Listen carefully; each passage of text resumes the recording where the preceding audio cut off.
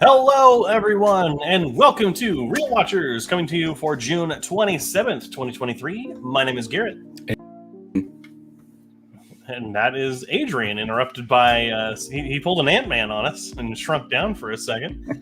How is everyone out there doing? Hope you're all having a good day so far. But before we dive into anything, Adrian, how have you been over the last week? I'm good. I just did a 5-miler today at lunch, which was a new movement record for me. Wow. So, yeah. How long is good. your lunch, or how fast are you walking that you're able to do 5 miles? It's a mix of running and walking, so it's an hour. Okay. Awesome. Well, we got a quick comment here already from our good friend Toxic. Hello, friends that like watching movies. Hello, fellow friend that likes watching movies. Hello. How are you? Yeah, how are you, Kevin? I just saw you last night, but hopefully nothing's changed. Hopefully you're still good. Oh, I was asking you because you asked me how I was. Oh, I'm doing all right.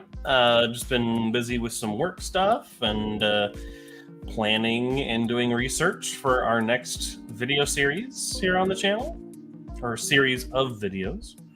Speaking of Kevin.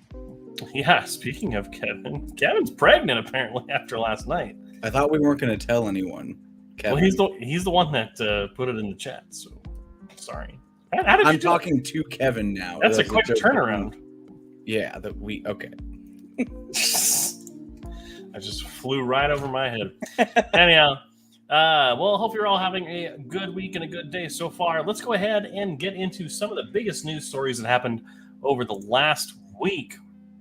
Coming in first, not to be actually kind of surprising, but not really, The Flash has suffered the worst second weekend box office drop in DCEU history, dropping 72% in its second week. This is nuts. Expected, if you ask me. As you will hear later, did see this movie last week, right after the show, and we'll save the review for then. But this is set to lose Warner Brothers $200 million if this movie continues to flop. One, like I said, saw this coming. Two, I really hope that this leads us more to lower budget good movies. I feel like, yes, there's always space for the superhero movie, the high budget, the billion-dollar film. But with losses like this, I'm hoping we start to see production houses move more towards the A24 route of you don't have to spend $1 billion to make a good movie. And often they're flopping these days. So let's go back to the roots and let's get something better. I mean, I haven't seen this movie, so I can't speak on like how it is, but I totally saw this coming. No question. Yeah, well, we'll certainly talk about it a little bit later when it comes to the review segment. But yeah, Speaking of pretty big drop, Honey, I Shrunk the Kids reboot appears to have been canceled. So we won't be seeing little children anytime soon. Well, this was announced before we did the show. Yes. It was supposed to, and actually before we even did the podcast, which that's taken it way back. It was supposed to be Josh Gad taking over the role from Rick Moranis, and essentially it was all ready and set to go to start filming before COVID. Then COVID hit, and they paused it, obviously. Then they were set to go again, and then Josh Gad's kind of schedule got in the way, and then the budget got out of control, and just it seems like the movie is shelved for the moment. Yeah, and I think this is one of those things that we may notice is kind of just overall in movies coming out that like, if you can't do it perfectly, it's not worth doing because it's just going to tank. Like doing a sequel to something as beloved as Honey, I Shrunk the Kids is a task in and of itself without all the complications. So it seems like it just wasn't right. Yeah. I mean, hey, if it wasn't going to happen, it wasn't going to happen. I mean, at least they didn't film the entire movie and cancel it. Warner Brothers, with Batgirl, which would have been more money than Flash. Speaking of DC movies, though, we had huge news today. Superman and Lois Lane have both been cast in the new DCU. We have David Corenswet taking over as Superman and Rachel Brosnahan taking over as Lois Lane. These are pretty much people we've known about for the past couple weeks, but it's made official today. And pretty good casting here, especially Rachel Brosnahan. She's great in Marvelous Miss Maisel, and I think she's going to bring a lot of that, hopefully. Yeah, I mean, can't complain, right? I feel like it's just fine for me. I'd love to see how it actually comes out. Speaking of things that won't come out, James Gunn has officially announced that there will be no The Suicide Squad 2. If the name alone wasn't a mouthful, I think this makes sense. I feel like we already got the reboot that improved the film, and I don't think it needs to be touched again. I think in James Gunn's DCU, I think the characters have space, but I don't think The Suicide Squad has much space, and I think it's a smart move to move on.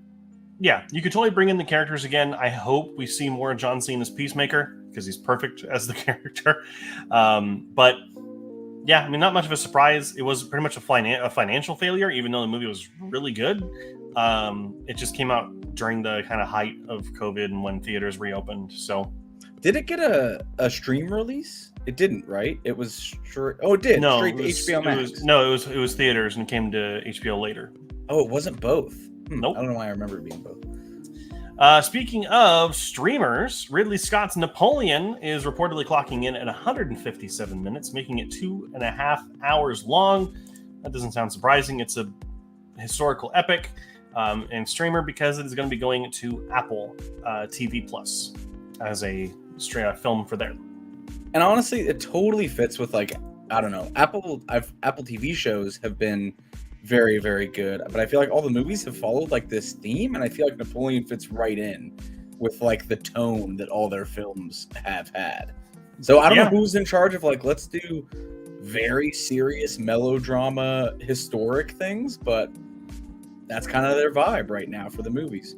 As with all things, I think it's just the ghost of Steve Jobs that's dictating everything. He's like, this is what the people want. Commence the seance. We need to know what movie to make next. The seance. But speaking of kind of the seances and reviving things that have been long gone, with the Barbie movie coming out, a Barbie sequel has already been in discussion. I imagine they're anticipating this is going to rival Oppenheimer. I think whoever's doing the marketing is nailing it for people going and seeing both in the same day. That's like the hype right now. And I'm hoping to partake in it. I've already got our midnight tickets to Oppenheimer. Might have to just hop in the next morning and see Barbie just to close it in the 24 hours. But sequel makes sense. I feel like this is totally going to be a cash cow. And I can't imagine this will hurt, and a sequel just adds up. Yeah, this is on track to already be a successful film, and it's already been projected to make more than Oppenheimer on its first weekend. So, I mean, it'll be interesting. It's definitely like two giant films coming out back to back. Yeah, and I think Mission Impossible comes out like the week after, which I will also be seeing. So that's like big priorities coming. July is busy for Mr. Adrian. Well, unless Oppenheimer, they actually drop a nuke in the theater and I perish before seeing anything else. I mean, hey, I have no idea how the way the world's going right now. Speaking of how the world's going right now, and that has nothing to do with this next topic, for the next Mortal Kombat film, Mortal Kombat 2, Baraka has been confirmed to appear. Was not a part of the original cast or character list. Baraka is, of course, the kind of like somewhat human warrior with all the sharp teeth and the big sword spikes that comes out of his hands. Maybe they're going to do full visual effects with it. Hopefully not. Hopefully they go practical. But I could see a mix. I could see a blend for like close-ups go practical. Yeah, I could see that. Speaking of practical, though, the script for Red Notice 2 has officially been finished. This is, if no one knows, The Rock, Ryan Reynolds, and a female, Gal Gadot. And it was pretty successful during the height of COVID. It was pretty large on Netflix. It was like kind of their big, like, high budget film. So kind of the same thing as Barbie 2. A sequel kind of just made sense. And I feel like with the way The Rock is pushing, trying to save his image, this feels like a shoo-in. Yeah, it's kind of weird, though, to see that the script has been finished, meaning that this is not written by someone part of the WGA, which makes a lot of sense because of how badly the first one was written. So, I mean, hey, well, not necessarily. They could have just been it could have come up and the announcement has been made that it has been done. Maybe. I don't know. But the fact that they said that the script's been finished during a WGA strike is a little weird. But we'll have to, we'll see. If The Rock is pushing for it, there's no telling what he made happen. I mean, he could make, he'll get in there and make that deal happen between. He wrote it himself. He wrote the script. He's it's done. And he's writing the script for the Moana remake too, I'm sure. Speaking of upcoming films, Wes Anderson, fresh off the heels of Asteroid City releasing, has already talked about his next film, which is set to be an espionage film with a father-daughter kind of relationship in the center of it. But Benicio del Toro is set to star and is said by Anderson to be in every shot of the film. This makes me think we're getting Wes Anderson's Metal Gear Solid. That, it also makes me, I'm fine with that. But That's I also crazy. feel like this is going to be almost similar to like an Inside with Willem Dafoe type of film, where it's just like a very intimate story. I feel like it'll be a lot of just him by himself. When whatever espionage that is, like I think it's going to be more of a solo movie than anything else, which is unique for Wes Anderson. Most of his films are like massive casting lists, and so if it's just a few people, that'll be pretty big on its own. Well, it's just one person so far. I don't know if they've announced any other of the potential cast. Oh, I'm just talking about like the style of movie that this is kind of hinting at to me, which is like that solo film. That's, even if it's like 3 people, that's a departure for Wes Anderson going like cutting it down. So we'll see what ends up happening. In other news, Bad Bunny has officially exited the El Muerto from Sony, the film that was planned. He was planned to be in it, and he's officially moved on from it. I was reading the article when I read this, and it just seems like he just wasn't into it at all. And scheduling and all kinds of stuff, he's just over it. I mean, sure. I would rather take an actor who can act than a singer. So, I mean... There's lots of singers that can act, though. Yeah, I mean, I don't know anything about... I don't even know anything really about Bad Bunny, but... Let's think back to Machine Gun Kelly and Bird Box. Oh, dear. Anyhow, moving on. Because I don't want to think about that anymore. The Star Wars film about Rey Skywalker has officially been titled Star Wars New Jedi Order, and it does start filming this coming April. And it's been said that it will actually tie in some way to the other Jedi film coming from the director of Indy 5, James Mangold, because it has to do with the origins of the Force. So, which will be interesting. Cool. That's all I gotta say. We'll see what happens. Yep. Adrian's kind of fallen off the Star Wars bandwagon, so it's just too much. We'll see. We'll see how it goes. I'm excited that it's still getting its content, but I'm just not like, I don't know what any of this means anymore. I feel like we're so deep into the lore that I got to do a lot of research. To be fair, it's a film and not another show, so hopefully that'll bring people back. Which I will go see. Like, I feel like I'm always there for the films. The TV shows is where it lost me. I'll probably go see it in theaters. Speaking of seeing it in theaters, midnight premiere for me, Antonio Banderas and Rachel Zegler joined Paddington 3. First 200% in my book. Third one, super nervous it's a miss, but I will absolutely be there. Antonio Banderas honestly feels like a perfect casting to me. Like, I don't know, I could just picture him so perfectly in this series, so I'm really excited for it. Well, I know it's supposed to take place in Peru, so maybe he'll be playing a villain or like a friendly character. I know there's been a big push for oh my gosh, what's his name? I have Mandalorian and Last of Us, Pedro Pascal, for him to play the villain in the movie, which would be... I feel like even when he's a villain, though, like, he's such a fun villain. Like, he's just such a good... Which is why it'd be a good fit for Paddington. Yeah, exactly. Speaking of Paddington and all the wonderful things it brings, there are calls coming in for the Oscars to include an award for Best Stunts this year for the Academy Awards. The loudest of these people calling for this is the director of John Wick, Chapter 4, and the other films, Chad Stahelski, I believe. Yep.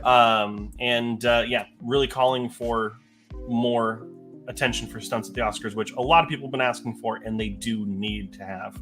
I completely agree, and I also think that for films like John Wick and like even TV shows that use amazing stunt work, another aspect of this is that I feel like Mission Impossibles tend to get overlooked for like Best Picture. Obviously, like, they're not that type of movie, but I absolutely believe that Tom Cruise should be nominated for something for the work that he's doing on these movies. And I feel like this is kind of opening that door to very specific actors who focus on doing their own stunts to get the recognition they deserve for that, outside of everything else. Probably more so going to be the stunt teams, or but the movie nominate a film for best stunts. And the whole recognition will get it. Yeah, exactly. Yeah. And speaking of calling for the entire film, whatever that means. Indy 5 ratings are rising, but not by much. We were just talking about this before the show. This Indy seems Indiana Jones and the Dial of Destiny, in case you aren't familiar with the Indy reference. It's been called the okayest Indiana Jones of all time. It's not bad. It's not great. It's just kind of okay, which we were talking about is fine. Like, it's still a reasonable movie. So don't let that deter you from going to see it. It might not be the best thing you've ever seen in your life, but it's going to be an entertaining film. That's kind of the unanimous thing, is that it's going to be good. Yeah, I mean, as long as it's better than Crystal Skull, we'll all be fine. Which I liked, so I'm all for it. There you go.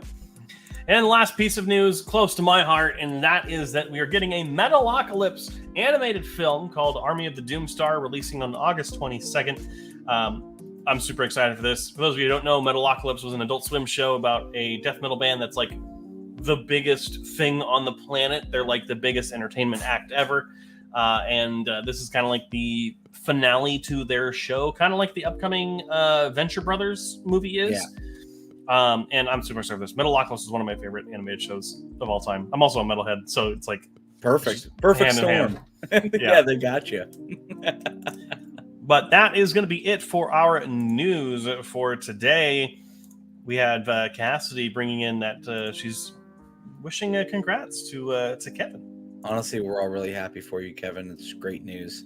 And we got Joey coming in here. I am okay with Indy being okay, as long as it's not bad.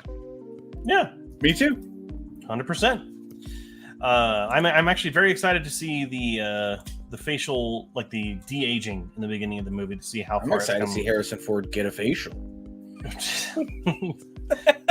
There's no segue for that, so moving right along. Let's go ahead and see what we're going to be seeing in the future at some point. These are the trailers that came out over the course of the last week. And holy shit, there's no way around it. Five Nights at Freddy's looks awesome. That's my pick. Yeah, that's what I was going to say. This trailer was so much better than the first one. First trailer had me like, okay, like, are we really doing this? I'm not too super sure. This one, I'm like, oh, this looks cool. This is like, I've never, like, you can probably go back through the podcast. We watched a couple of movies with I forget the actor's name who's in this. He was in PETA. He's PETA from the Hunger Games. Yeah, I always forget his name, but I've never liked him in anything, and I actually think he looks great in this movie. So, Josh Hutcherson. Josh Hutcherson, yeah, one of America's most boring actors. America's sweetheart that no one remembers. Yeah, I think this movie looks great. We didn't really get a lot of other big trailers this week. I mean, there's the Metalocalypse Army of the Doomstar one, which obviously is close to me. Fear of the Night looks like a classic horror movie, just standard. Yeah. Nothing like incredible there, but hey, still probably gonna go check that out. And if you're into the anime, Psycho-Pass is getting a film too.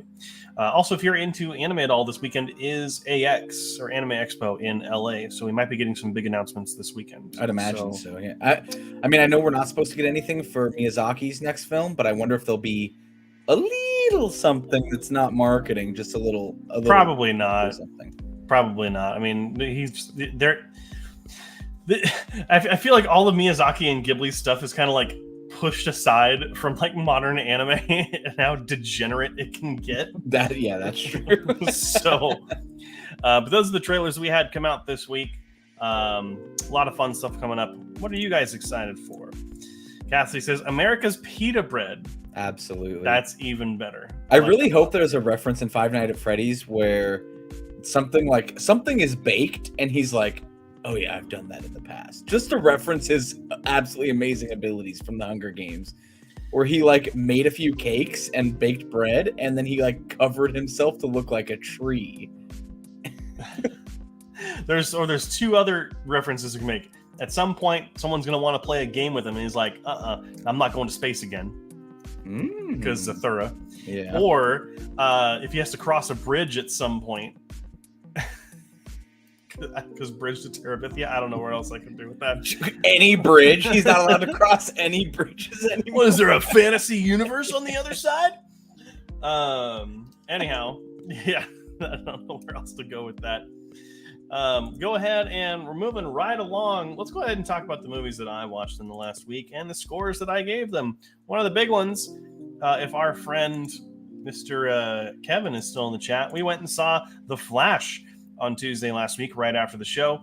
I said that The Flash has some enjoyable elements and performances, but The Flash has some of the worst visual effects I've ever seen in modern film. It's also mostly fan service, which isn't a bad thing all the time, but this feels more like fan service for the sake of getting butts in seats, as opposed to it being made by an actual fan. So, it feels a little greedy. It's not that good. I mean, it's still fun enough, but it's not good. Don't go see it. On the other hand, did watch The Passion of Joan of Arc from 1928 and gave it a 92. Falconetti gives a harrowing, beautiful performance in this film, and you'd think she would carry it, but there's also cinematography that's way ahead of its time and is thoroughly engrossing from beginning to end in a way that I was not expecting. It almost feels like an A24 movie at times, and you forget that this is made during the 1920s. Wow. And if we ever have a film that needs to be remade by A24, similar to how it was, A24 could do this film with the right cast. Wow. Really, really well. I'll have to check it out. That sounds like something I'd like then. HBO Max is where you can or Max, whatever it is. Just now. Max, yeah. Yeah, Maximilian, as Goofy would say. Anyhow, moving right along, sticking on that. There's a little bit of a theme with the things today. Is The Great Train Robbery from 1903, a 120-year-old film was watched this week. It's 120 years old, so don't go in expecting a film with modern sensibilities. It's not like the most engaging film ever. It's an old silent film. For its age, The Great Train Robbery holds up surprisingly well. It holds your attention, and even after all this time, there are shots where I still wonder how they did it 120 years ago. Wow. I don't know how it's possible. Also, this is the film with the world famous ending with the kind of either the sheriff or the cowboy. It's kind of hard to tell. Shooting directly into the camera. And at the time when this came out, it was like it freaked everyone in the theater out because they thought they were getting shot. Yeah. This is on. Let's think about how far we've come that wouldn't scare us anymore. Now we'll watch Hostel. We're fine. That's quite the jump from Great Train Robbery to Hostel. Where they cut their like Achilles tendon and we're like sick. We're like, I'm gonna cut part of this guy's thigh off and just go ahead and eat it real quick. So on YouTube, actually, what's nice about a lot of these older films is they're on YouTube. So you can just check it out if you got 15 minutes. Next up, L'Inferno, or Dante's Inferno from Italy, which is actually Italy's first film they ever made in 1911. While it's a little boring by most standards, L'Inferno is a staggering piece of technical achievement over 100 years later. Its imagery and effects go a long way in telling its story, even if it's from a time where acting and pacing takes a little bit of a backseat. The visuals in this movie are incredible. It's highly worth checking out. I was able to watch it on YouTube, and there is a version of it here on YouTube. Let me go ahead and double check this real quick. I believe, yes, by a YouTube channel named Mike Kiker. He's a composer. Thank you. I'm getting over a cold, apparently.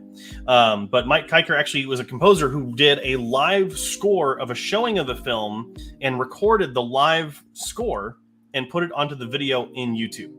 And his score is fantastic. It's moody, it's atmospheric, it's eerie. And one of the things, it's kind of hailed as one of the more disturbing films from the old days just because of some of its imagery. It's definitely like one of the compliments I can give it is it feels like one of those movies that's playing on a screen in your nightmare. Okay. It's kind of a weird thing to say, but it makes sense to me. Next up, Renfield, the 2023 movie with Nicolas Cage and Nicholas Hoult. Give it 40.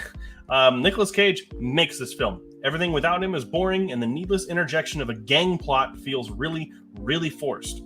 Awkwafina is miscast as usual, and the film feels like all its budget went to getting Nicolas Cage and nowhere else. Also, the blood visual effects look really bad. Yeah, I did not enjoy it. Some of you might. I'm not going to say don't enjoy this movie or don't watch it. I just did not enjoy it as much. Although Nicolas Cage was really good as Dracula. And finally, this one's an important one. Is The Adventures of Prince Ahmed. If you had watched our animated video series, you will have known this video has come up a couple of times.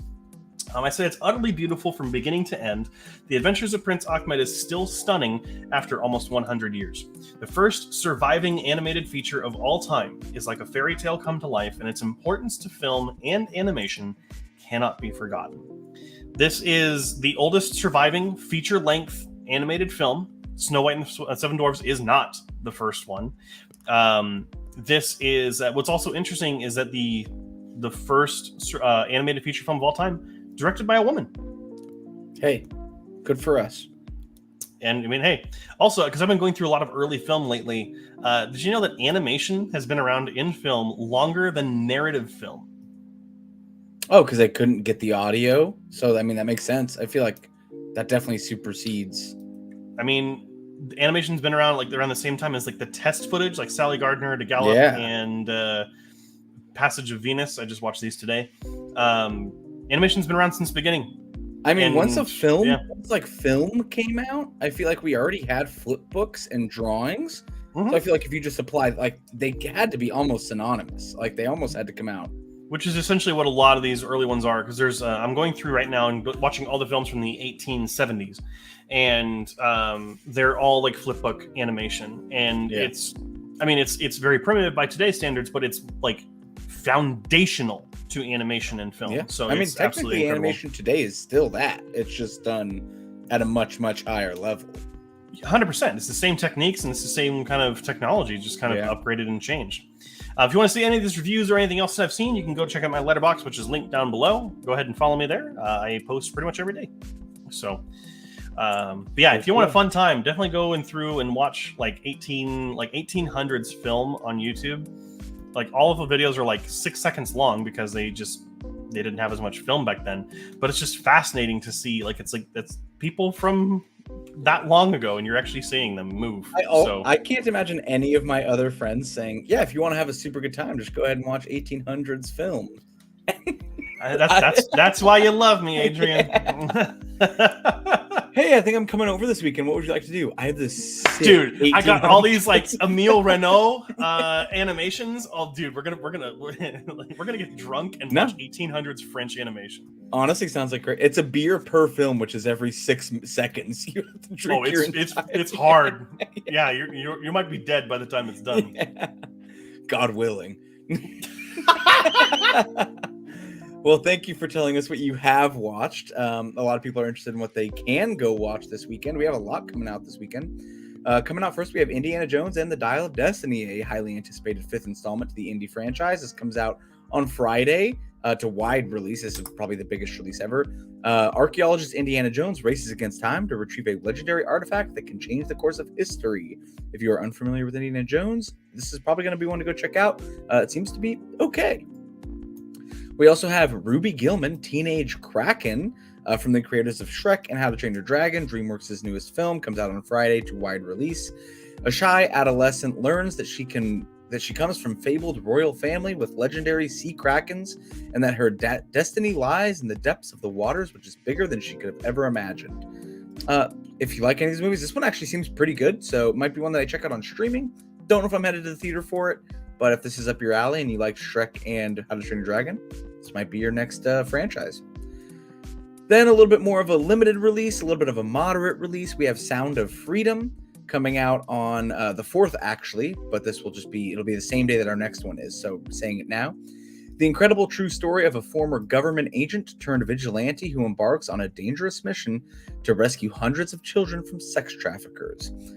Seems like a really dark film. It's kind of a biography, action drama thing. Again, that comes out on Tuesday, so we'll have another, or we won't, but it comes out next Tuesday, just saying it now. Then we also have the movie The Number 40. That's just the name of it, is just the digits 40.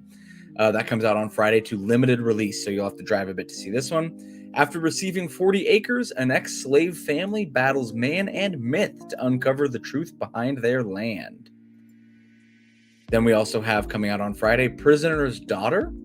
Following a terminal cancer diagnosis, a prisoner is granted a compassionate release, an opportunity to spend his final few weeks under house arrest with his loved ones. Except there is very little love lost between the daughter and the ex-con father, It's only her perilous financial state which persuades her to let him stay in her down at heel house in a Las Vegas suburb, just as long as he pays rent and keeps his true identity from her 12-year-old son Ezra. Her 12-year-old son. This one seems like almost like an A24 film. It seems very indie, but has a really stellar cast, and the trailer actually looks not too bad. So this one might be one that I check out, but it is limited, so it'll have to be playing near me. And then last but not least, I don't know how to pronounce this, but it is The Child with an E at the end, The Childe. This is an action mystery thriller coming out on Friday. While searching for the wealthy father he's never met, an amateur boxer is relentlessly pursued by unknown entities, including a quirky yet highly dangerous hitman with knowledge of a shocking truth that just might cost him his life. I don't want to say this is definitely I think it's a Korean drama or a Korean action movie. I haven't seen anything on it, but the tag is The Chase is On. So if you're into action movies, especially any K-dramas on Netflix, I know that's really popular right now. This one maybe you want to check out. It is limited, so hopefully it's playing near you. Awesome. Yeah. Also, we didn't forget, but last week mentioned that Nimona was coming out. It was out in limited release last week. It comes out on Netflix this Friday on June 30th. Oh, I did announce it last week, but only for limited release. Yeah, it is out this week. Yeah, just double checking because we did say that last week, but I was looking at what the reviews were for Ruby Gillman, and it seems to be kind of in the middle. Mid. Okay. Kind of a step down from Puss in Boots and Bad Guys. Isn't everything? Everything is literally Puss in Boots' Last Wish is just apex. Puss in Boots' Last Wish is like the Paddington for me. It's so good. It's the Paddington of whatever franchise of the Puss in Boots franchise of the Shrek franchise. But it was Nimona though is apparently getting very good reviews. So definitely be checking out Nimona this weekend. But that is it for what's coming out this weekend. Let's talk about, I just hit my arm on the table. Let's talk about last weekend. In first place, jumping back up to first, Spider-Man Across the Spider-Verse coming in with $19 million, leading a very slow weekend at the box office.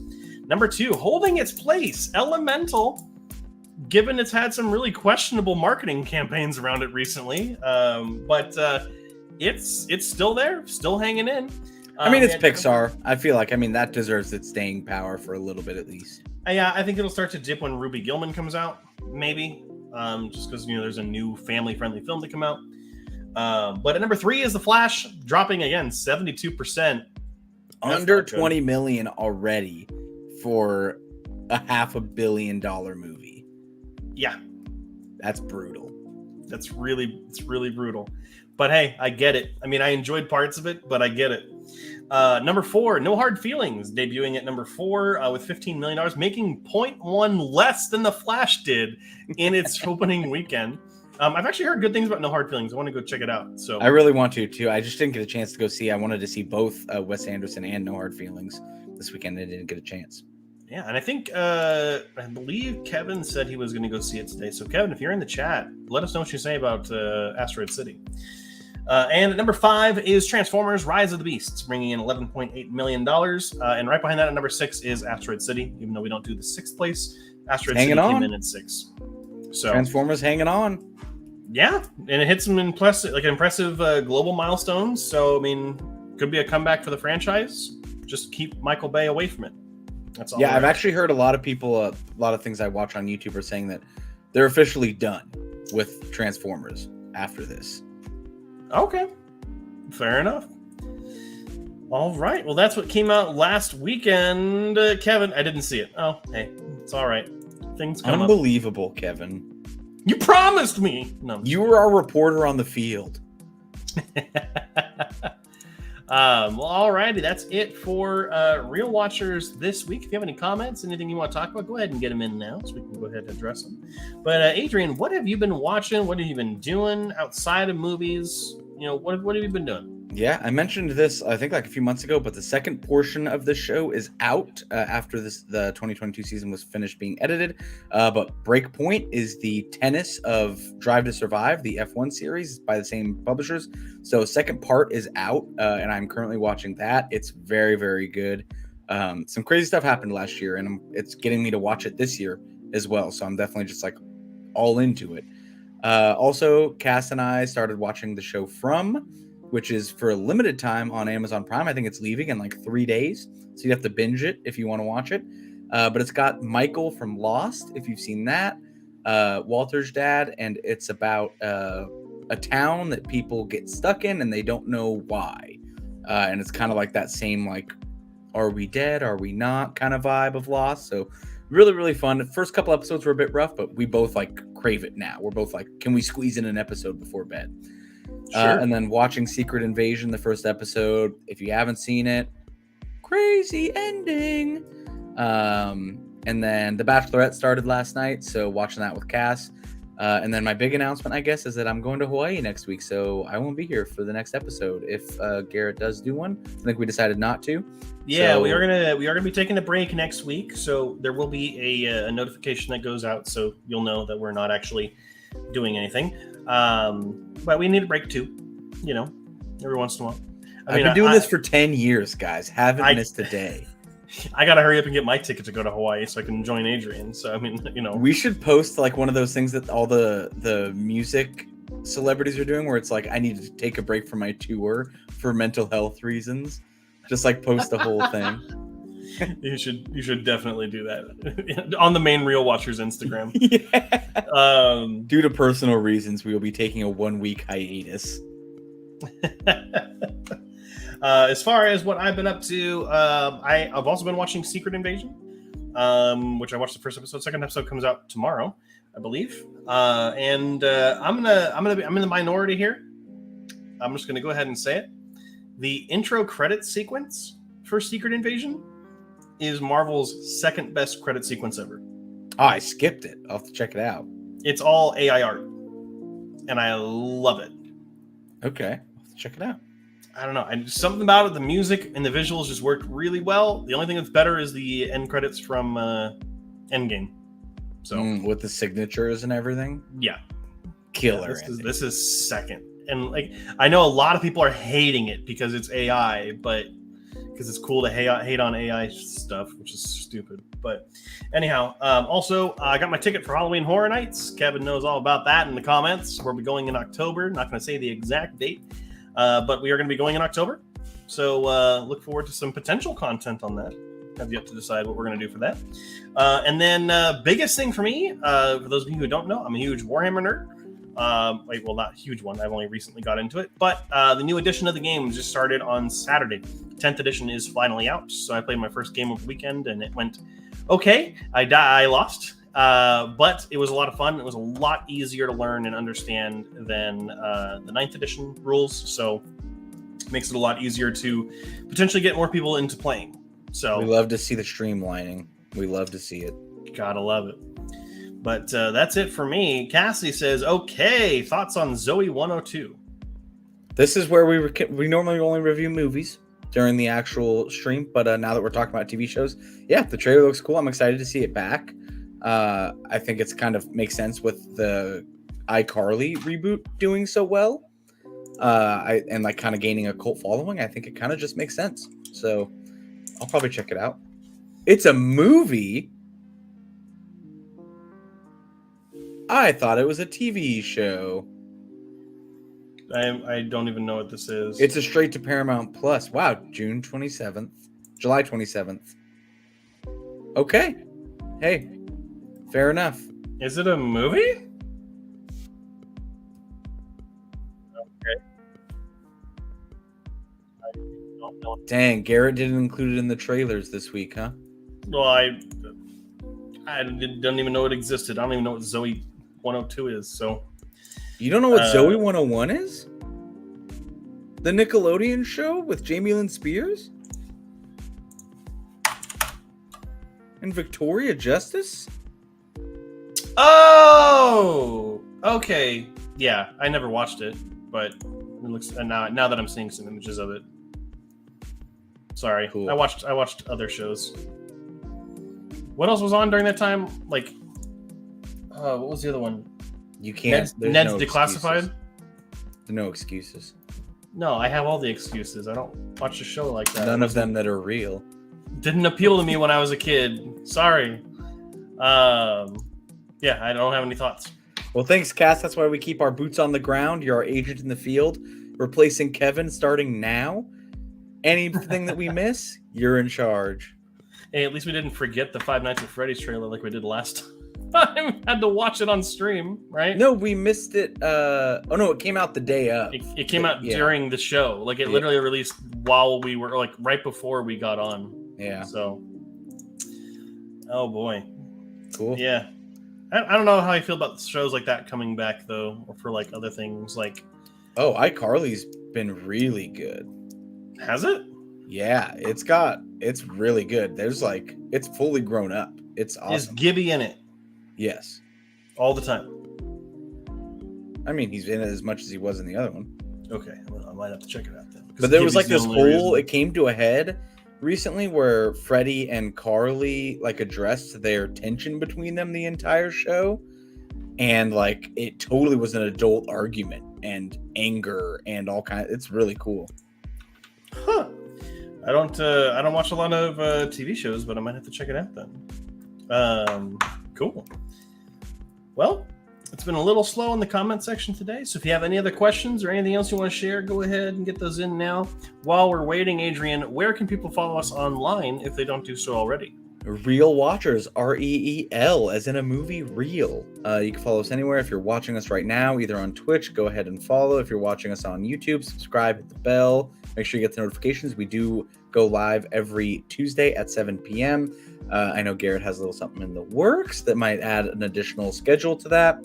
And then on Instagram, if you follow us at Reel Watchers, that's where you can get updates on when we're going live. I didn't post today, so this will be my last time ever being on the show. He's been fired. Yeah, but no, we usually post there whenever we're going live, so you can make sure to follow us there, and you can also comment and shoot us a DM if you want us to watch something, or if something's coming out that you feel we missed, or if you just hate us, let us know. Yeah, I love reading the hate comments. Those are my favorite. Especially when they come from my dad. Yeah. Oh, those are the best, aren't they? Oh, your show isn't as good as what I would make it. Oh, okay. Thanks, Dad. He just keeps rubbing in with it. He found that he sunk the Titanic, which is just like crazy. You know that submarine? Yeah. No, he's been obsessed with sending me memes about that, and it's been so crazy. Oh my gosh! Speaking of, so over the weekend, I have my D&D group, which is made up of people from all over the country, and we got together in VR chat and we watched the D&D movie together. Oh, nice! Because none of them had seen it, so we watched it, and then right afterward, one of our friends of the show, or one of my friends, or our friends, Kadachi, he took us to a world that was the Titan submersible, and you set it to go down, and as you go lower, the leak goes higher and higher, and it fills up with water the longer you go on. And right as the water is about to cover where our eyes are, he puts on that really bad flute cover of "My Heart Will Go On," and it was a beautiful moment. Gorgeous. It was incredible. Amazing. I cried. I bet I would have. But that's you literally called your submarine Titan, and it's going down to see the Titanic. How did you know something wasn't going to go? Well, it had gone down numerous times before. It was just something. It wasn't very well built. If you watch, there's like a YouTube video of a news reporter getting interviewed who did go down and see the Titanic. But while the guy's showcasing it to him, he's like, "Yeah, I actually thrifted these." And then he's like, "This isn't your grandfather's submarine." And it's like he's like, "Look, all there is one button. You push that button, and the submarine goes down. Like it's an elevator. Like it was so wildly poorly built." That it's pretty amazing that it even went down the times that it did. I want elevator version that play. I can't hear you. That was crazy. Your voice completely dropped out. Can you hear me now? Yeah. I said I would want elevator music versions of "My Heart Will Go On" to play as we go down. Yes, Cassie chimes in. He almost go down. I don't know why he didn't. I'm just kidding. He does a lot of charity stuff, so I don't know. Yeah, that was mean. A great philanthropist, like one of the greatest currently alive. Just send some of that money my way, and then I'll sing your praises all day long. Anyhow, but yeah, that's about it for the show today. Looks like we're pretty slow in the comments section. Cassidy, I did see your sneaky close the door. That made me laugh. I don't know if you saw my reaction on camera. I saw your hand come in. But anyhow, well, that's going to be it for the show today. Thank you so much for joining us, everyone. We will not be back next week, because Adrian will be on vacation. Skipping a week. Hopefully Adrian has a good time. Oh, I will. So, Griffin, no wait. I just got here. Do it all again. Hey guys, I'm Adrian. This is Garrett. At the start of the news today, we actually have the Flash suffering one of the worst. No, I'm just kidding. I'm not doing that all again. It's not my fault you weren't here on time, sir. Do miss you, Griffin. Hope you talk to me soon. Love you, Griffin. We love you with all our heart. Alrighty, everyone. Thank you so much for joining us. We will not see you next week. So remember that we will not be here. We will join you the week after. Hope you have a wonderful 4th of July. If you're celebrating it, go get some good food. Do not do fireworks because they're illegal and they mess with pets and vets. Unless you're in a state that allows them, then go ahead because they are legal. Still don't, because it messes with pets and vets. So, alrighty, everyone. Lots of hot dogs. Love you lots. Won't miss it again. I hope you don't. Holding you to it. If you're not here forgive you. At 7 p.m. in 2 weeks' time, I'm calling you on the stream. Anyhow. Is that a threat? What? No, it's a promise. Alrighty, everyone. Have a great rest of the week. We will see you in 2 weeks' time. Make sure you keep your eyes on the screen.